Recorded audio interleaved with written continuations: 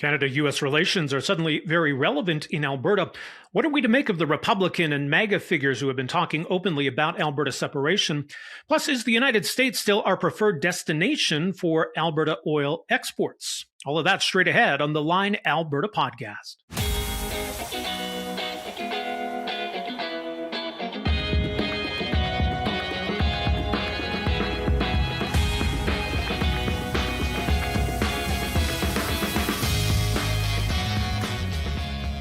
Hey folks, welcome to this episode of the Line Alberta podcast. My name is Rob Breakenridge. Great to have you along with us for this episode. Two interviews this week, two different topics, both of them relating to Canada-U.S. relations and where Alberta fits in. We'll talk a little bit later on about Alberta's oil exports, and certainly that's been part of the broader conversation about our trading relationship with the United States and finding other trading partners, alternative markets to the United States. Now, the Trans Mountain Pipeline has begun to open up Asia, and the idea of building another pipeline to the West Coast is really predicated on building upon that, being able to export even more product to China and other Asian countries. So to what extent are we moving away from the U.S.? To what extent is the U.S. still a preferred destination for our product? Now, some comments last week from the U.S. Treasury Secretary did relate to this conversation about building new pipelines in Canada, but it certainly also relates to the topic we'll begin with in this episode, Alberta separation, and to what extent U.S. figures or even administration officials are focused on or meddling in the conversation around Alberta's future in Confederation. Now, as you know, for the last year, there's been a real debate around whether there should be a referendum on Alberta separation. And Alberta separatists, in the aftermath of the election last year, really tried to use that as an impetus to say now's the time. They've also got the tool of direct democracy available now, the idea that if they can get enough signatures on a petition, they can force a referendum. And we're in the midst of all of that right now, with some uncertainty, mind you, because we already have one successful petition from a pro-federalist group, Forever Canadian. Now the separatists have an opportunity to do their own petition, and they're in the midst of that right now. So assuming they get enough signatures, the Alberta government is going to have to decide what happens here. Are we going to have a referendum? If so, when? If so, what will be the wording of that question? How is all of this going to work? But there is now that question, or that specter, I guess, of foreign interference.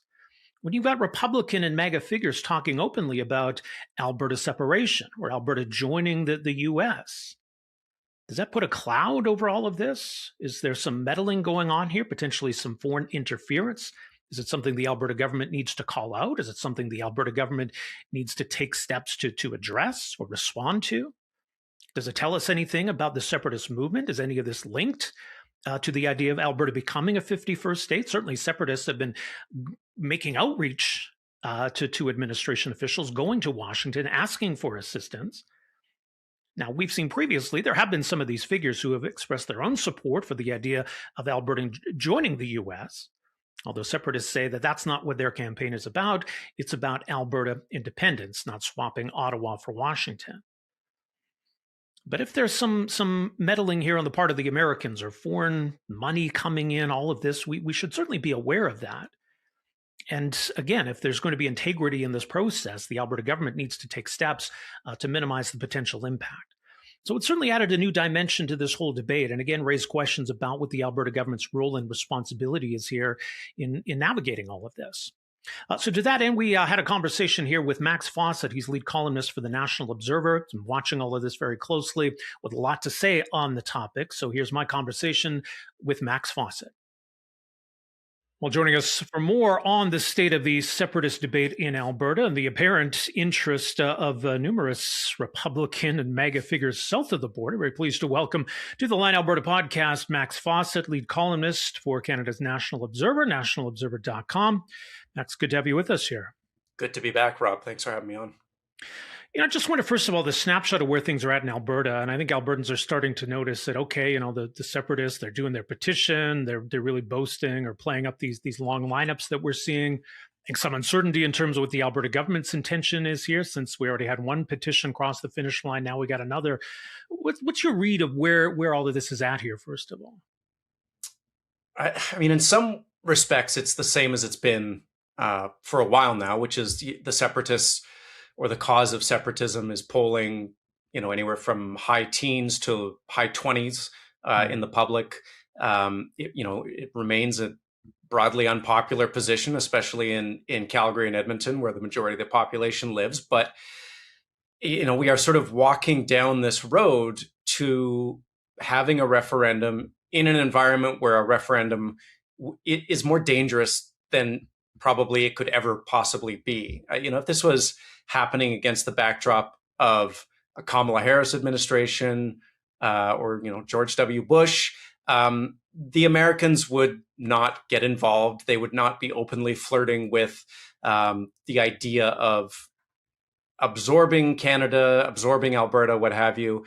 Of course, it's a very different state of affairs right now. We have a I guess you could call them an oil curious regime in Washington. Trump invaded Venezuela, as he said many times, because of the oil. As everyone knows, we have a lot of oil in the ground here in Alberta, and it's really not hard to see the folks in the Trump administration putting two and two together in their minds and seeing that a small investment in social media, in sort of back channeling some money to the separatist cause could pay what they perceive to be very large economic dividends in terms of absorbing this massive oil rich province. And there have been folks in Trump's orbit who have been putting pen to paper on this, suggesting that this was the way that California and Texas came into the union. Was first they separated from Mexico and then they became states, and there's just a lot of noise and a lot of dangerous speculation circling around this that makes it more dangerous than it otherwise would be. I've been on the record in the past saying that I welcomed a referendum because I wanted to beat these guys. I wanted to, put this thing to bed. Right. I am a little less cocksure about that right now because I still think that, a referendum result would go in the favor of those who believe in Canada and believe that Alberta should remain a part of it. But I don't know what happens after that. If it's a 35% result in favor of it, if it's a 30%, does the Trump administration start to talk about how there's irregularities in the polling, in the voting? Do they, there's a whole playbook that Vladimir Putin has used in the Donbass region in Ukraine around, sort of quote unquote illegitimate elections. And then we're in a place that we don't want to be. And I think it's very tempting to sort of dismiss that as political science fiction, but we just saw the US president go to Davos and basically try to bully his way into getting Greenland. So anything is possible right now. It's interesting because, you mentioned the poll numbers for Alberta separation. I mean, the idea of joining the U.S. is even lower. I mean, it's barely even measurable. It's clearly not something Albertans want. And it's interesting, I think, too, to see the separatist movement publicly distance themselves from that. As much as they have gone to the U.S., we know that there have been delegations. They've been seeking U.S. support. Look, I mean, even prior to last year's federal election, I mean, one of the key figures in the Alberta Prosperity Project led a delegation down to Washington to openly discuss Alberta joining the U.S. So it's been on the radar before, but, I mean, maybe Donald Trump is good news for the Federalist cause. But what do you make of how the separatists are handling this?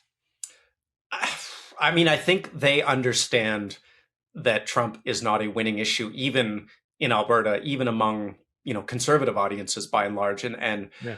They are goal oriented to some aspects, to some extent. There was a piece I think in the Tyee today from Charles Rusnell talking about Jeffrey Rath apparently spouting off at the UCP convention at the bar and being recorded by someone, and I just think there's going to be a long track record of them saying things that makes them look a lot more pro-Trump and pro-America than their current statements will appear. And I think the public probably senses the danger there. The concern I have is that we don't really have an effective principle, an effective leader for the pro stay in Canada side. It can't be Mark Carney, I don't think, because then you start to sort of make it an anti-Ottawa thing. And I think that plays well for the separatists. The premier seems very uninterested in defending Canada and picking a side on this one. And so who is going to step up and be the leader of the, I guess you would call it the no campaign? Is it, or the Remain campaign? Is it Jason Kenney? Is it Thomas Lukaszuk? Is there an unholy alliance between those two for the duration of the campaign? Maybe. But I think the money and the chaos factor is going to be on the separatist side. And we have to learn some of the lessons from Brexit. I don't want to be overly deterministic about it and suggest that that's going to happen, because I think Brexit, if they had known that was going to happen, it wouldn't have happened. It's sort of there's a Star Trek episode there, but I think they were the guinea pig, and we can learn from them that just because we're polling ahead 70-30 now does not mean that we won't see sort of a social media push, disinformation, chaos, what have you, and all of a sudden it gets a lot closer. There's also the fact that I think a lot of the people on the Remain side are modestly motivated, right? I think they feel it somewhat in their bones, but it's not existential for them, especially when it's a 70-30 situation. The separatist side, I think, is a little more passionate about wanting to cast a ballot. And you, again, get into situations where a heavily motivated minority can defeat a loosely motivated majority. Yeah, I think that's the big wild card here is almost complacency on the part of Federalists. And I think it's important to talk about where levels of support for separatism is at. There's also that risk where if we're in a referendum campaign, especially if it's disorganized and all of a sudden on referendum day, it's an hour-long wait at the polling station, they're probably, it doesn't really matter if I vote, the separatists aren't going to win. And I think even the flip side of that is you've got some that are maybe sort of sympathetic to the separatist cause that say, well, this isn't really going to happen, but here's my chance to vote for separatism, sort of flip the bird to Canada, make a protest statement sort of thing. So you get both of those elements. It can get interesting, unpredictable, perhaps. Yeah, there's definitely a send a message demographic that would not support being an independent country or would not support independence, but supports the idea of making people in Ottawa uncomfortable, of ruffling feathers in the rest of the country. And we don't know really what the size of that demographic is, how it will turn out. There are just so many known unknowns in this, to borrow Donald Rumsfeld's formulation here, that it makes it more dangerous than it probably would be otherwise. And again, there's a part of me that's very tempted to want to see this happen and see them lose badly, because it would probably put an end to this. If it was like 80-20, I think that would put the knife in it. And these are not the most organized people in the world. This is not like the Brexit movement in the sense of the caliber of organization. But there is kind of a hint of the 95 referendum in this, in the sense that it didn't look like the separatists had a very good shot at it. But the pro-Canada side was disorganized. It wasn't clear who it was going to be. And we almost let that one get away from us. And the dynamics here, I think, are even trickier, because you could come to the rescue as a Quebec-born Liberal prime minister. It's trickier to come to the rescue. I suppose it's not impossible, because Mark Carney's from Alberta, but it just makes it more fraught for him to come in and really start throwing haymakers at the separatists, given his position as the prime minister. So I think it would have been in everyone's best interest to avoid or postpone this. I still would love to know what the premier's strategy is here. What she was thinking. Is it a case of wanting to let the separatists hang themselves with their own rope, and then it would go away? She wouldn't have to deal with it. Maybe that was viable before Trump got reelected. I'm not sure she reacted quickly enough, but we don't. I mean, that's sort of one of the interesting subplots here, is we don't know what she thinks. You could convince yourself that she is a quiet federalist, and you could convince yourself that she is a quiet separatist. And I think that ambiguity suits her right now politically, because obviously I think a majority of her party is probably pro-separatist to some extent. But just as with Pierre Poilievre, at some point they are going to have to come off the sidelines and pick a side, and it will be uncomfortable for them. Maybe that's the price that they are going to pay, less so Poilievre, more so Smith, for having enabled and allowed this to get as far as it's gotten. Yeah. Well, it's an interesting dynamic there, right? Because I think Danielle Smith has tried to hold up this idea that she's fighting for a better deal for Alberta, and she can point to this MOU as proof of that. On the other hand, you got Pierre Poilievre saying the MOU is a joke. The federal government doesn't really believe that. They don't want a pipeline. It's not worth the paper it's written on, which I guess kind of undermines what Danielle Smith is trying to argue. Yeah, it is interesting. I mean, in some respects, those two have been problems for each other. More so, I think, Smith for Poilievre, but now perhaps Poilievre is becoming a bit of a problem for Smith. Then you would think, you would think that they would be the closest of political friends. But you could argue that Danielle Smith cost Pierre Poilievre the election in the spring. And you can certainly argue that Pierre Poilievre is causing her problems now with the MOU. I mean, it got booed at the UCP convention. Yeah. It does seem like there is not a high level of happiness with the deal, or a belief that it's actually going to come to anything. And it is interesting the way it has kind of thrown a spanner into the works in the Alberta Conservative conversation. And I am very curious to find out what happens, this week with the convention, how that plays. Very interested to hear Mr. Poilievre's speech and how he talks about Canada, if he talks about it, warmly, optimistically, or if he, sounds a little more the way he has in recent speeches, where, he sort of seems to suggest that everything that is bad is the fault of the government, but that, we should probably be a little nicer to our friends in America than we have been. I don't know how that's going to play. Like it could go both ways for him. It could go both ways for her. There are so many ways that this story could be written, where we're looking back at the end of this year, commenting on the events of 2026. The error bars are incredibly wide.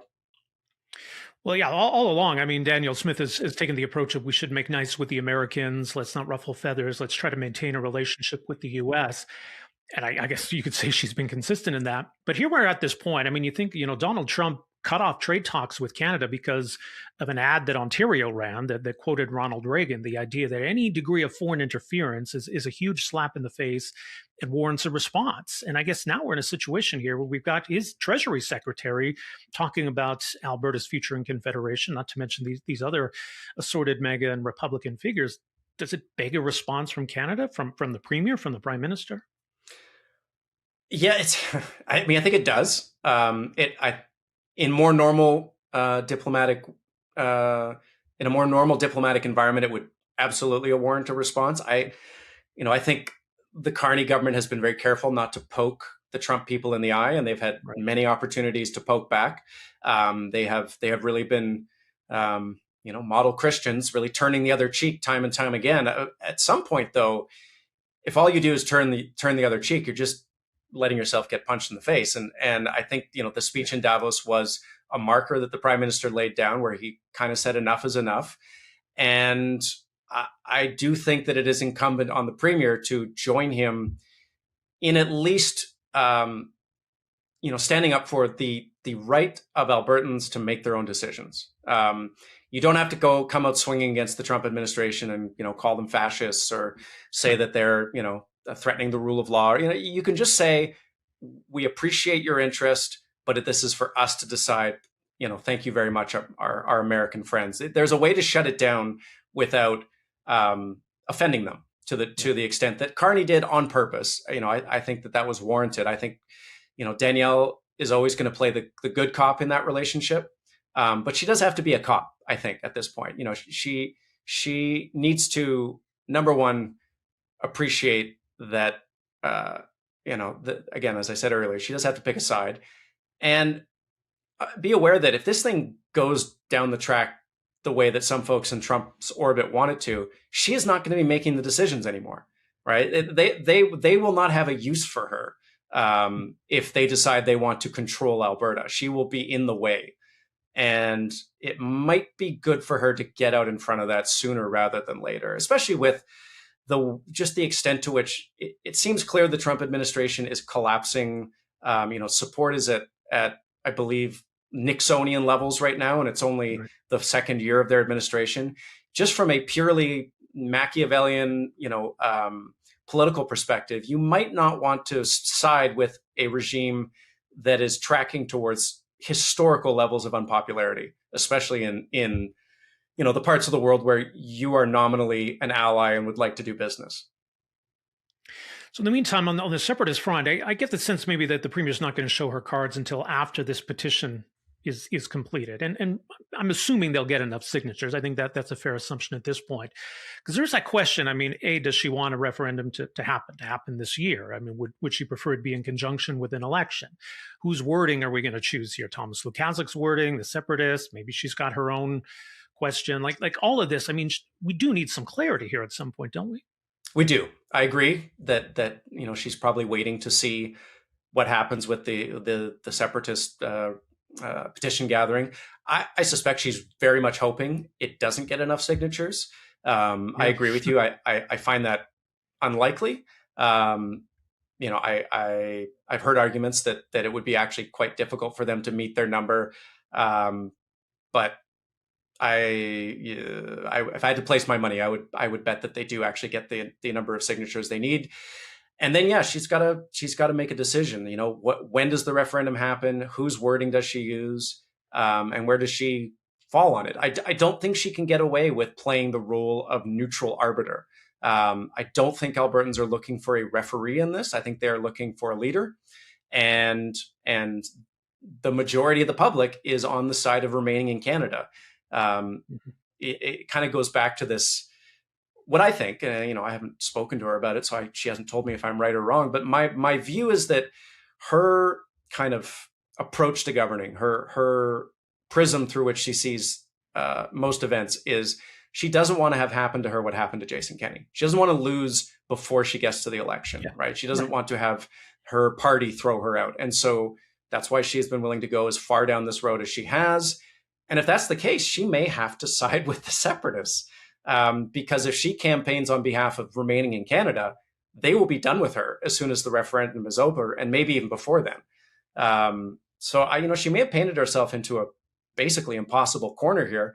And so maybe she goes to an election before we can get to a referendum. I don't think she would want to have the referendum simultaneously with the election, because then you're giving the NDP a frame for the election that is better for them. If the election is basically a vote on who do you want to be in charge of Alberta around this issue of national unity and independence, the NDP does much better on that, I think, than they do on almost any other ballot question, whether it's affordability, the economy, even dealing with Donald Trump and Mark Carney. I don't think Naheed Nenshi has exactly covered himself in glory, and I don't think you want to hand him a ballot question that makes him and his party stronger than they are otherwise. So my gut is they either go in the spring or they go next year when it's scheduled. But my level of confidence in that is about as low as it can be, because there are just so many variables here that are hard to account for.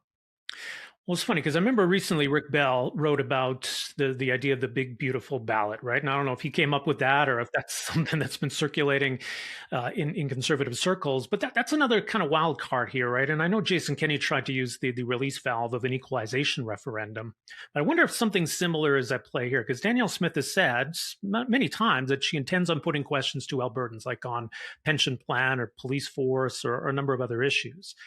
If we've got a separation vote alongside those questions, all of a sudden there's like 6 things we're voting on, and Danielle Smith can say, hey, vote for these other things. We can send Ottawa a message that way.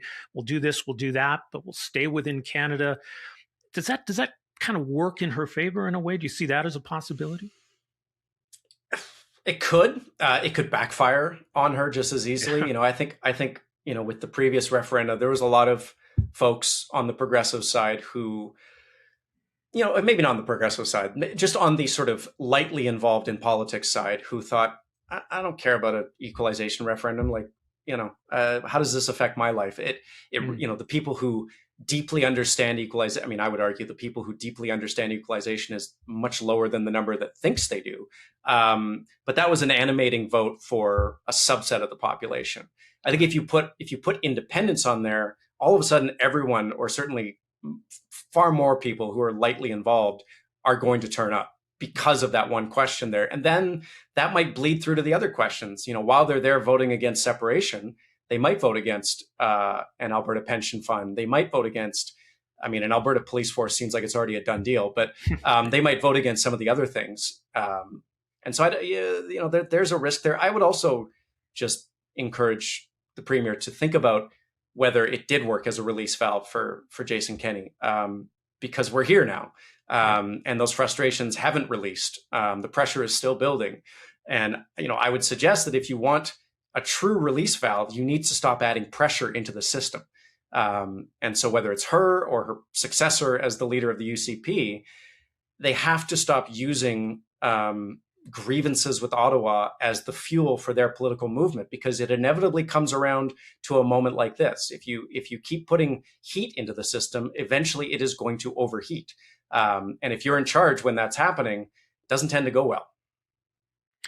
It does seem like Mark Carney kind of gets this at some level. He understands that there's frustration in Alberta. He understands that there's need to kind of be delicate around these issues.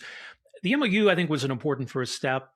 Danielle Smith last week made some comments, a June pipeline application, a decision by the end of the year. Maybe that affects the timing of all of this. Like, do you think that is a game changer? The idea that, this pipeline actually is going to happen. I mean, there's all kinds of questions longer term about getting this over the finish line, but how much of a factor is it right now, do you think? I think it's smart politics for the Prime Minister for two reasons. The first reason is, I think, folks like Smith and Jason Kenney and the sort of broader alienated Alberta movement really thrive when you have a government in Ottawa, a Liberal government, that is saying no, right? That is saying, we don't agree with you. We think you're wrong. You don't need a pipeline. That is just a gift for them. Yeah. And they're going to unwrap it at every available opportunity. And so, I've been writing about this in my columns for a while now, suggesting that, Carney should effectively call her bluff and say, yeah, okay, if you can get the conditions in place for this pipeline you say that the industry needs, we'll support it. Best of luck to you. Understanding that the biggest obstacle standing in the way of a new pipeline to the Pacific is not the federal government. It is the market conditions. It is Indigenous support. There are a bunch of other things that advocates have not had to clear for many years, because they've always been able to blame Ottawa and say, well, it's all them, right? With the Impact Assessment Act or the tanker ban, we can't do anything because these guys are blocking us. And what Carney is doing is saying, I'll unblock it for you. Now you have to do your work. And I have seen no real evidence that the Premier has actually done that work. I don't feel like we're any closer to having a proponent. It feels actually like the announcement, I guess last week, about the Alberta Petroleum Marketing Commission and the changes in its capacity is paving the way for the government to be the de facto proponent of the pipeline, which was not one of the conditions. It does feel like Carney's strategy is playing out about as he expected, which is they aren't going to be able to clear the hurdles on their end, such that we would actually have to clear the hurdles on ours. I've also heard rumors about a possible routing to, I think, Roberts Point or Roberts Bank in Tsawwassen in Vancouver. That makes more sense to me because you don't have to deal with the tanker ban. But again, the biggest barrier there is who's going to fill that pipeline. When oil prices are at $60 a barrel, Trump seems to want them to go to 50, 40. It is not a conducive market, a conducive environment for adding 1 million barrels per day of additional supply. So, I think the previous Prime Minister was playing checkers on this issue, and the current one is probably playing chess. But he can still be beat. We'll see. We will indeed. Well, we'll leave it there. On that note, Max, much more is mentioned, nationalobserver.com. Thanks so much for making some time for us here, Max. Appreciate it. Pleasure as always. Our thanks once again to Max Fawcett, lead columnist for the National Observer, nationalobserver.com. You can read more from Max there. And we'll see what happens with the whole separation debate in Alberta, the petition that's underway, the Alberta government's decision about a referendum, and of course, how to respond to some of what we're hearing from south of the border. Now, it's a pretty easy segue from that conversation into one about oil exports, because building a new pipeline is something that has taken on tremendous symbolic importance, I think. This whole conversation around Alberta's place in Confederation, the idea that we could build a new pipeline to the West Coast, is sort of seen as evidence that Canada can still work for Alberta. And Alberta's premier has placed, I think, a lot of importance around that very question. Now, look, I think the MOU between Alberta and Ottawa, I think, has gone a long way in taking some of the wind out of the sails of the separatist movement. But it's not just about the symbolism of the new pipeline. Of course, there's the whole financial value of doing so. And this all relates to our trading relationship and our trading partners, and maybe how some of that is shifting. Right? The Trans Mountain pipeline expansion has given Canada new access to Asia, and there's certainly been some upside from that. And if we're concerned about the reliability of the U.S. as a trading partner, we want to export to other countries even more so than we already are. That's where the whole idea of building a new pipeline comes into play, right? Being able to export more to China or to other Asian markets. Now, what's interesting, and we talked about Scott Bessent's comments, the U.S. Treasury Secretary, and how he was referring to Canada's blocking of Alberta's pipeline aspirations and how that all relates to, I guess, the separation debate in Alberta, and suggesting that the U.S. could partner with Alberta somehow. Now, I think Keystone XL seems to be off the table. I don't know if Scott Bessent is talking about building a new pipeline from Alberta to the U.S. It would seem odd that the U.S. would just allow Canada to build a pipeline to the U.S. West Coast so that we could export more to Asia. And so it's unclear what he was referring to. But again, I mean, it does take us back to that whole conversation about Alberta oil exports. Do we want to be able to export more to China or other countries? Is the U.S. still our preferred destination for these exports? So that all relates to this conversation we're having right now around a new pipeline. Of course, there's the trade deal with China that factors in. The whole situation with the U.S. and Venezuela is a factor here too. And an interesting story in recent days that might speak to some of this, the Alberta government, an order in council allowing the government to borrow $900 million for the purpose of marketing petroleum. The Alberta government has the bitumen royalty in kind, the BRIC program, that allows it to take possession of barrels of oil in lieu of royalty payments and market those barrels themselves. So why are they doing that now? And what is all of this money for? And how does it tie in with this whole conversation about trying to find new export markets? So I had an opportunity to have a conversation with Richard Masson. He's an executive fellow with the School of Public Policy at the University of Calgary. He's a former CEO of the Alberta Petroleum Marketing Commission. So he's got some great insight into all of these issues and all of these questions. Here's my conversation with Richard Masson. All right, well, joining us now for more on where things stand with Alberta oil and gas exports as we're at a very tumultuous time, it feels like. But very pleased to welcome to the Line Alberta podcast, Richard Masson. He's an executive fellow with the School of Public Policy at the University of Calgary, also former CEO at the Alberta Petroleum Marketing Commission. Richard, so great to have you with us here. Great to be here, Rob. As we look just where things are at right now, this kind of snapshot in time where we're coming off the heels of, I guess we could call it sort of a trade deal with China, the idea of opening up new markets, and now maybe things changing south of the border and the whole Venezuela situation. How much has the equation changed with regard to Alberta's export markets? You know, unfortunately, these things take time to change. And so we need better market access. That's clear. And ideally, we'll be off the West Coast going to Asia.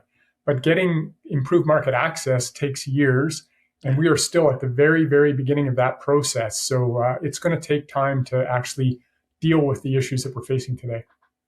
Well, let's talk a bit about what's involved, because we tend to think in general terms like we have energy, country A or country B needs energy, therefore we're a perfect match. But, the idea of building the infrastructure, not just pipelines, but, refineries and just everything else, even just having that relationship in the first place where we're able to do trade. What goes into that? There's so many things, but let's start from the beginning with the production side. So producers after COVID paid down debt, and their shareholders wanted them to, buy back shares, pay down debt, be lean and mean. And they had to do that because that was what was happening in the US. Over the last year or so, there's been less of that and more of, okay, we can grow now. And suddenly market access is rearing its head again. For a couple of years with Trans Mountain starting up, we had enough market access. The differential was quite narrow, as narrow as it's ever been in my career. And now it's starting to widen out again. And in fact, in this past month, Enbridge had 22% apportionment, which is the widest in a couple of years. So the pipelines are almost full already.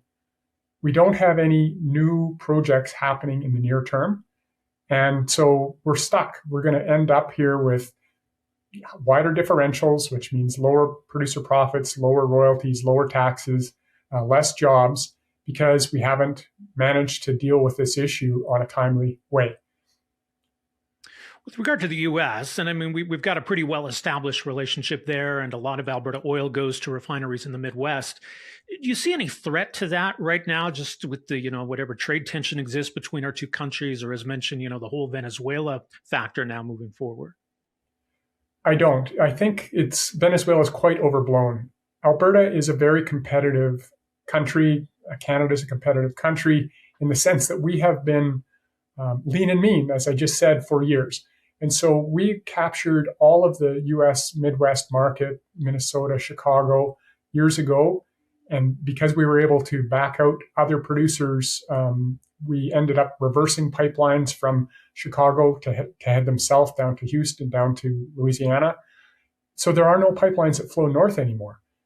All of those pipelines bring our oil down to the Gulf Coast where they have big refineries. And we're very competitive in that market.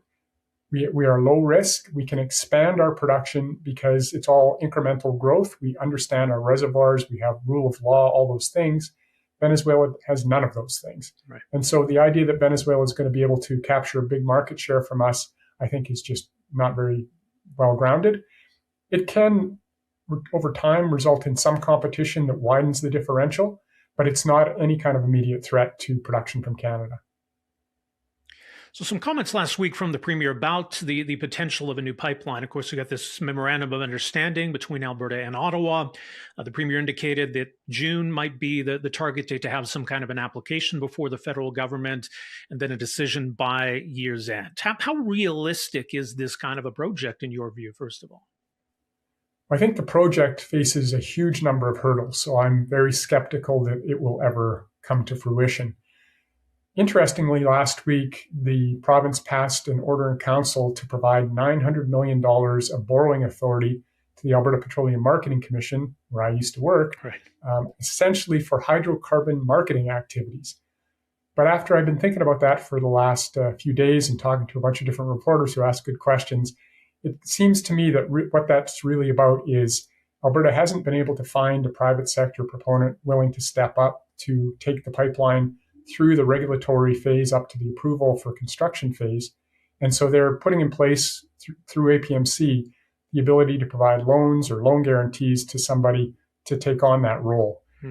That seems to be what's happening, though they haven't said that. That's just my view of what I see $900 million being used for. Well, let's talk about this program because it seems awfully technical, I think, to people. It's referred to as BRIC, right? Bitumen royalties in kind. And basically then, where normally royalties would be paid to the Alberta government under certain circumstances, they can just kind of give the government bitumen, basically. So the Alberta government is now in possession of these barrels, as it were. So what is the reason or the purpose behind that? This is where it gets a little bit convoluted, but let's start from the basics. Alberta's royalties right now are paid in cash from all bitumen production. So a producer like a Cenovus or CNRL takes their barrels from each project, adds diluent, ships them to Edmonton or Hardisty where there's a liquid trading hub, maybe further south if they have pipeline capacity. They sell them at the best price they can get. And Alberta gets its royalty share at that market price. And it's got diversity because every producer is selling barrels into the market. And they're all very sophisticated sellers. Right. So that's the cash royalty system. Bitumen royalty in kind is a notion where they wouldn't do that. Alberta Petroleum Marketing Commission would step in and take physical diluted bitumen probably in Edmonton or Hardisty. So it wouldn't get sold and the cash go to the treasury. Instead, APMC would take that volume, probably ship it someplace like Houston, maybe sell it to somebody who has a tanker who wants to take it somewhere, and so would presumably then bring the money back to Alberta. The way it's structured, this is a supposedly voluntary program. Mm-hmm. And so in order to get people to volunteer to give you those barrels, you probably need to give them a royalty credit that's greater than market price. Otherwise, why would they do that? Right. So in this world, APMC would give a royalty credit, which is not cash, and would sell it someplace else, Houston, maybe Vancouver, and get the money 2 or 3 or 4 months later. In that world, you don't need $900 million of borrowing authority because you haven't really paid for anything except with the credit and you've got revenue. So that's why, as I've been thinking about this, it seems more like this initiative is not about marketing barrels. It's more about putting in place the financial authority to backstop a proponent to take the pipeline on in the next few months here. Well, it's interesting and significant because, I mean, it does seem on the surface, the idea, I mean, where would the Alberta government sell barrels of oil that the private sector isn't already selling? How could the Alberta government get a better price or better access than the private sector? Part of the mystery question, right? Because we have millions of barrels, 4 million barrels a day going to the US, of which almost 2 million barrels a day is diluted bitumen. How could Alberta do better than all the producers and marketing companies who are already in that market? And just to make a distinction, this was looked at when I was at APMC more than a decade ago. And after thorough analysis, we decided it was way too complicated for the benefits. And so for the Sturgeon refinery contract, where the key that they needed was a 30-year take-or-pay commitment to pay a toll for 30 years, which would allow them to finance that project. That's what we did. We put in place the toll. Then when it came time to start up years later, we just buy the barrels from the local marketplace, bring them to the refinery, put them in and make diesel and make the cash for it. So that arrangement has been working for years. You don't need bitumen royalty in kind to make that happen. There's lots of barrels available on the market. Bitumen royalty in kind doesn't create any extra barrels. It just takes barrels away from companies who are already marketing them, and has Alberta Petroleum Marketing Commission become the marketing company. There's a lot of producers who are not happy about that because it provides uncertainty. And so it's one of the challenges with trying to step into a marketplace. It's interesting you mentioned the Sturgeon refinery. It seems like we're back in the conversation about why we don't do more refining. And David Eby, the Premier of BC, maybe as kind of an alternative to a bitumen pipeline, has suggested a new refinery somewhere on the West Coast. Does that make any sense? What do you make of this conversation coming back? Yeah, it doesn't make any sense. That's clear, because the Sturgeon refinery was supposed to cost $5 billion, ended up costing $10 billion. Right. At the time, that was a horrifying overrun compared to Trans Mountain. It's modest, but and the whole thing is North American refined product demand for diesel, gasoline, and jet has been in decline for a long time. And so if you are going to build a new refinery in North America, you're essentially trying to force out somebody who's already in the market with depreciated equipment. Some pockets like around Alberta where we had strong growth, diesel had a bit of a fit, and we had low cost feedstock because we didn't have enough pipeline capacity. So there was a wide differential. So at the time, you could kind of make sense of a one-off refinery. But just to put a refinery on the coast, there isn't market demand for that product in North America. It's more expensive to ship refined product than it is to ship crude. And the other element, of course, is you'd be competing, if you can't find a North American market, on an international market, and they can build refineries a lot cheaper in Asia than they can on the west coast of Canada. Back to the pipeline, as you mentioned, the possibility or maybe the likelihood that Alberta would be underwriting this in some capacity. I know there have been questions about would Alberta take some kind of ownership or at least underwrite private industry to try to take the lead on this. Is that more about the political risks and uncertainty, or how much of that is also about the financial viability of this kind of project? Well, it's very much about the financial viability. So, we have to think about how quickly will production grow.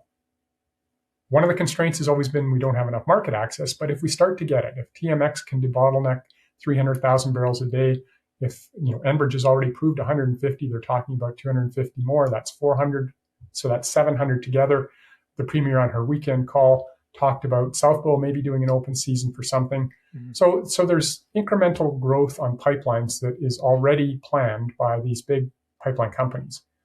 In order for let's say 1 million barrel a day pipeline to the West Coast, that would probably be 700,000 barrels a day of bitumen and 300,000 barrels a day of diluent, which is required to make it move. So that's the 1 million barrels.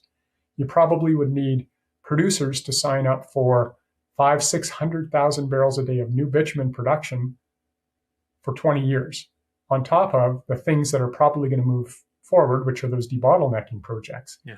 And that just seems highly unlikely at this point, particularly because we don't know what the cost of that pipeline would be. So if it, let's say it was going to be $30 billion, that toll would probably be too high to be competitive with alternatives like rail. But we don't know because nobody's talked about it yet. When we look at Trans Mountain expansion, it was supposed to cost $5 billion, ended up costing 34. Of the 34, only 16 billion is in the toll, and the rest is just a dead loss to the equity owners, who are the taxpayers. And so just because we got one built doesn't mean that the second one can happen. Yeah. If we would have known how much Trans Mountain expansion was going to cost before we started it, nobody would have ever built it because it would have been viewed as too expensive.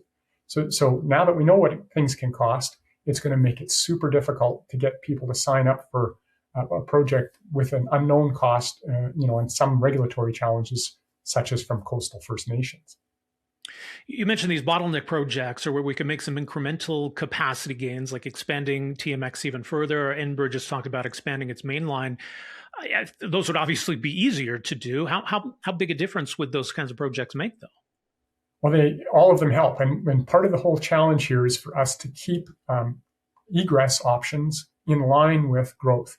It's when they get out of balance that we end up in the bad place like we did in 2018, where we had to curtail production to rebalance the market. We don't ever want to see that again. It cost billions of dollars to the Alberta Canadian economy.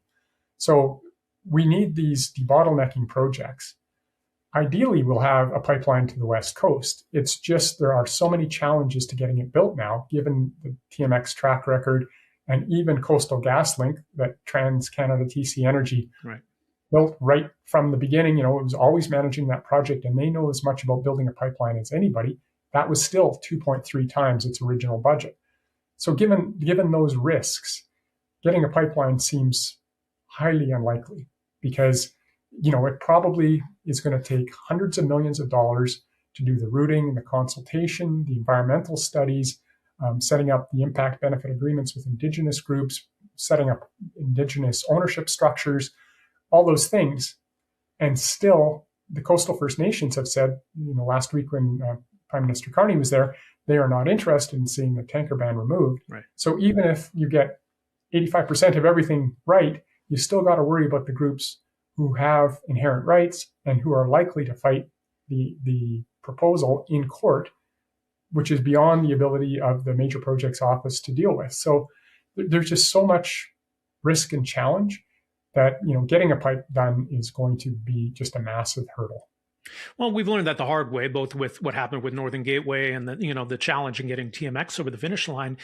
How much is different now, though, with the the Major Projects Office, the Building Canada Act? Are we kind of at risk of sort of overstating the impact that has on this whole process?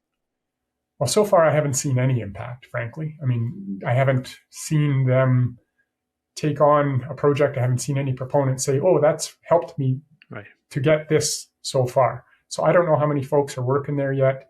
I don't know how many applications they're trying to deal with, but there hasn't been real benefit to projects that I have seen so far, and I've been watching for it.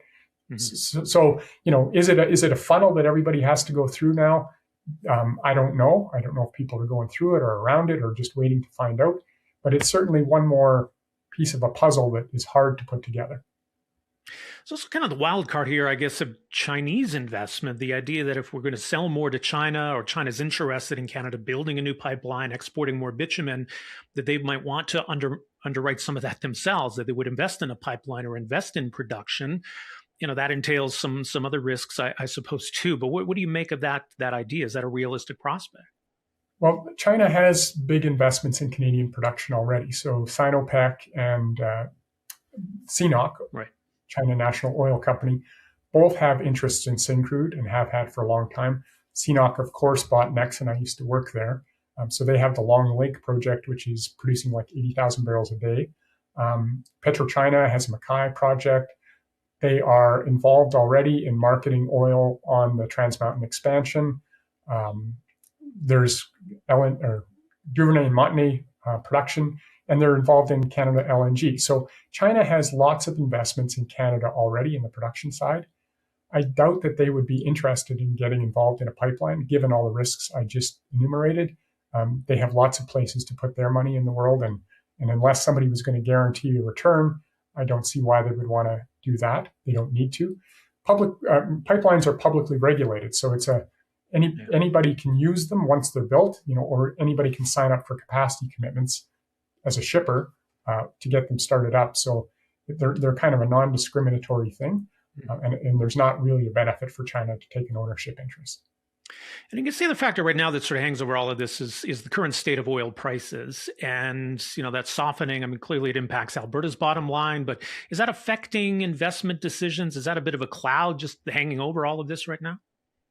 It is. The oil price has been under $60, and we benefited from Trans Mountain starting up. So the differential was as narrow, like I said, as it's been kind of in the $10, $11, $12 range.